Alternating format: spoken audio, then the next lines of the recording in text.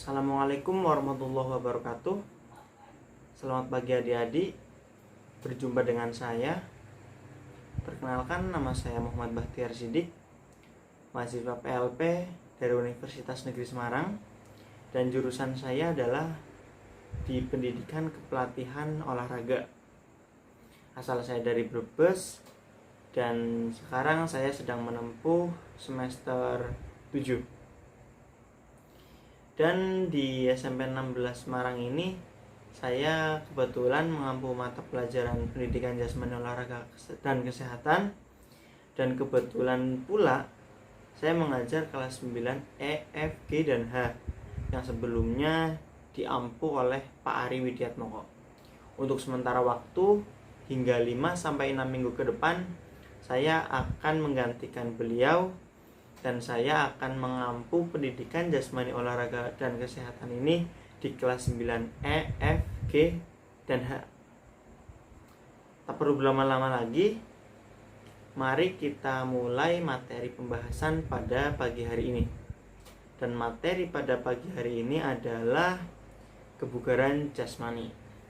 Di zaman modern seperti sekarang ini, semuanya berubah menjadi otomatis, sehingga mengakibatkan masyarakat kita, masyarakat modern seperti sekarang ini, mengalami kemalasan untuk bergerak, memiliki kemalasan untuk beraktivitas, berlari, berjalan, dan lain sebagainya. Maka dari itu, Indonesia disinyalir menjadi negara dengan penyakit degeneratif yang banyak. Sebut saja seperti jantung koroner, lalu ada diabetes, lalu ada tekanan darah tinggi, dan penyakit degeneratif lainnya. Maka dari itu, mari kita sama-sama untuk selalu beraktivitas, selalu berolahraga. Walaupun di masa pandemi seperti sekarang ini mengharuskan kita untuk lebih banyak di dalam rumah, akan tetapi tidak ada salahnya jika kita melakukan olahraga di sekitar halaman rumah maupun di dalam rumah. Dengan pemberlakuan PPKM ini tidak mengharuskan kita untuk selalu diam diri di dalam rumah. Kita harus tetap semangat untuk berolahraga dan beraktivitas sehat seperti sedia kala. Langsung saja kita mulai pada slide pertama, yakni mengenai pengertian kebugaran jasmani. Kebugaran jasmani adalah kesanggupan dan kemampuan tubuh untuk melakukan penyesuaian atau biasa disebut dengan adaptasi terhadap pembebasan fisik yang diberikan kepadanya dari kerja yang dilakukan sehari-hari tanpa menimbulkan kelelahan yang berarti.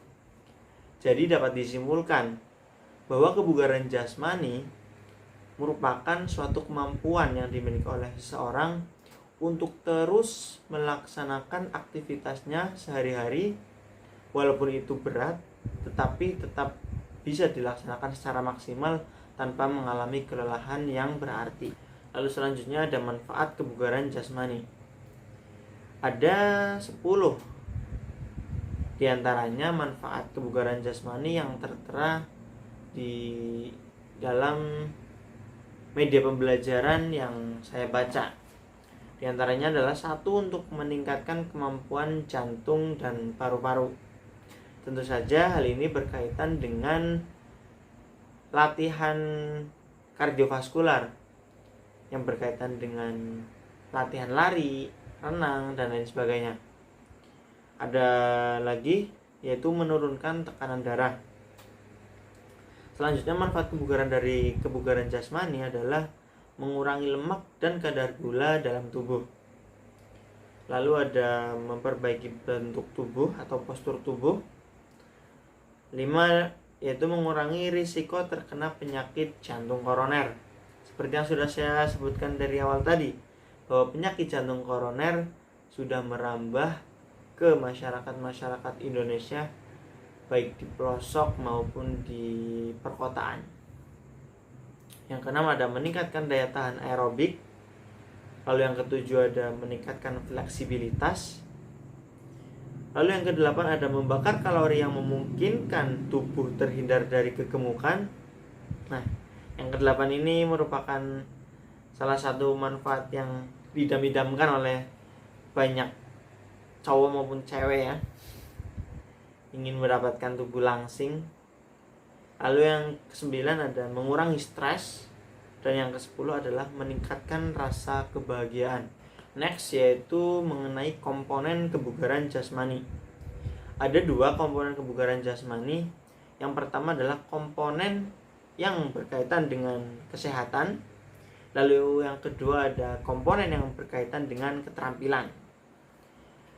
Di dalam komponen kebugaran jasmani kesehatan ada beberapa macam, yaitu diantaranya adalah ketahanan pernafasan yang berkaitan dengan jantung dan paru-paru, itu kardiovaskular. Lalu ada komposisi tubuh, ada kekuatan otot, daya tahan otot, daya tahan aerobik, dan yang terakhir adalah fleksibilitas.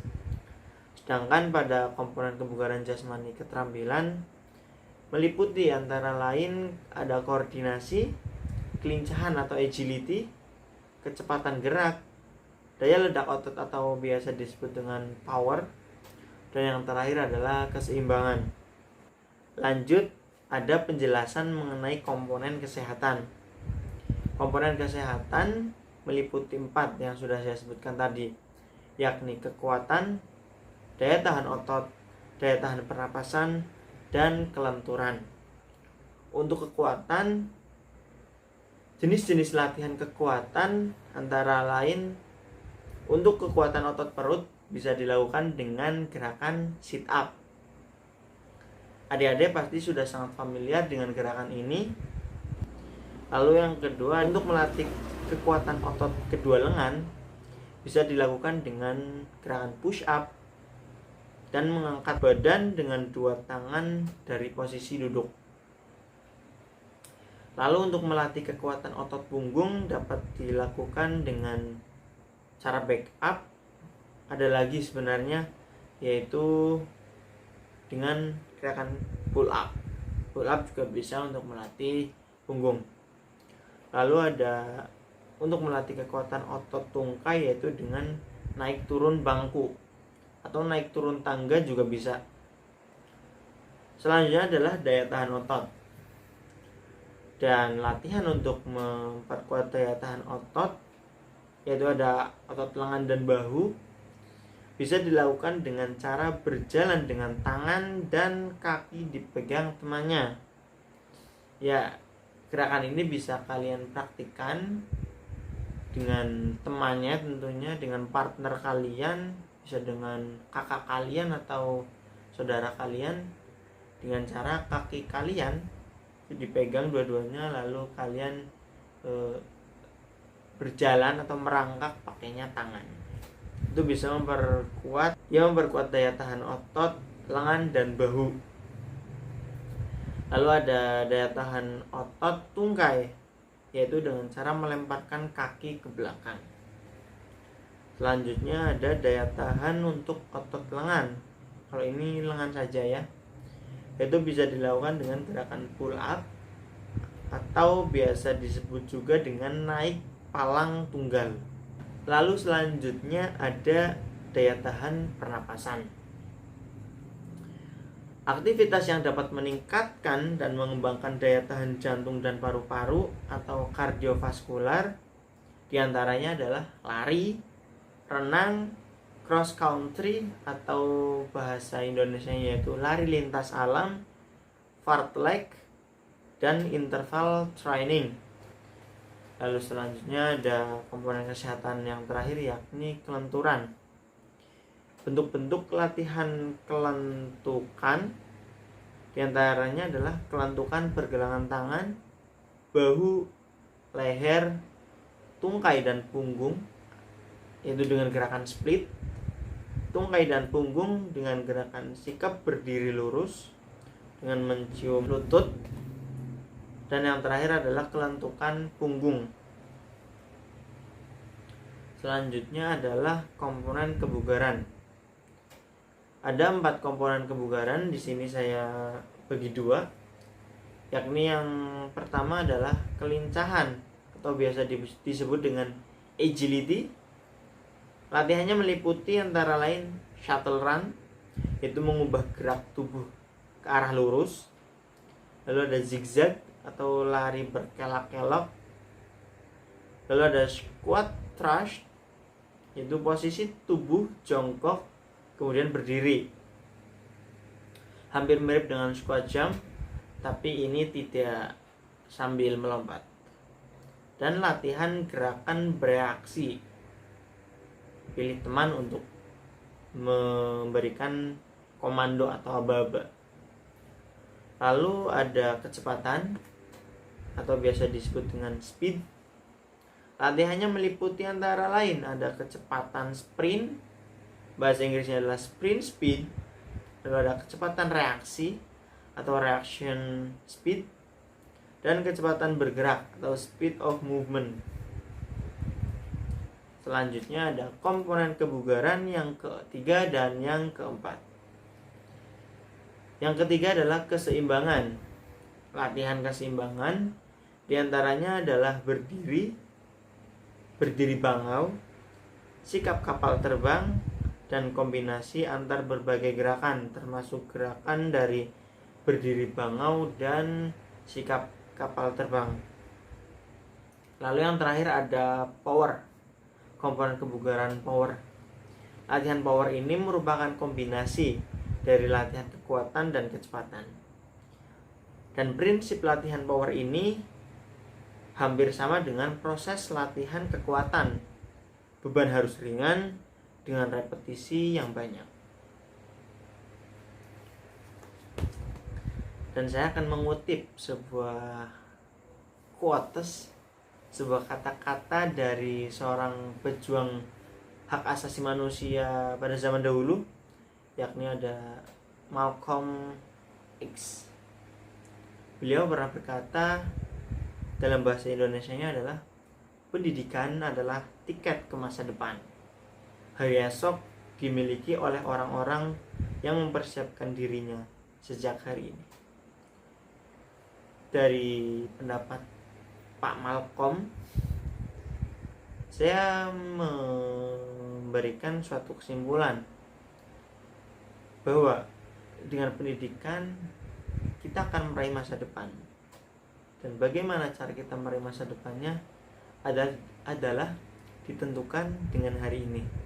Jadi persiapkan kita sejak hari ini untuk meraih kemenangan, untuk meraih kesuksesan di masa yang akan datang. Mari kita sama-sama sukseskan diri kita dan masa depan kita demi keberlangsungan hidup kita, keluarga, dan orang-orang terdekat dan orang-orang yang kita cintai. Terima kasih. Hanya ini yang dapat saya sampaikan. Wassalamualaikum warahmatullahi wabarakatuh. Salam olahraga.